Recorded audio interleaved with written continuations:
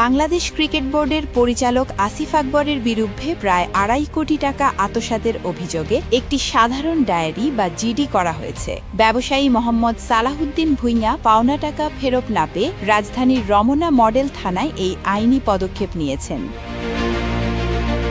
জিডির তথ্য অনুযায়ী ২০১৬ সালের ৪ মার্চ আসিফ আকবরের অনুরোধে একটি বড় অঙ্কের আর্থিক লেনদেন সম্পন্ন হয়। ব্যবসায়ী সালাহুদ্দিন ভূঁইয়ার দাবি, ডাক্তার কাজী মাজহারুল ইসলাম এবং ডাক্তার শাকিল আহমেদের উপস্থিতিতে আসিফ আকবরকে মোট ২,৯০,৬৫,০০০ টাকা প্রদান করা হয়। এই অর্থের একটি অংশ আসিফ আকবরের স্ত্রী সালমা আসিফের ব্যাংক হিসাবে এবং বাকি টাকা নগদে দেওয়া হয়েছিল। অভিযোগকারীর দাবি অনুযায়ী এখন পর্যন্ত তিনি মাত্র ৩৯ লাখ টাকা ফেরত পেয়েছেন এবং অবশিষ্ট ২,৫১,৬৫,০০০ টাকা দীর্ঘ সময় ধরে পরিশোধ না করে আসিফ আকবর তালবাহানা করছেন।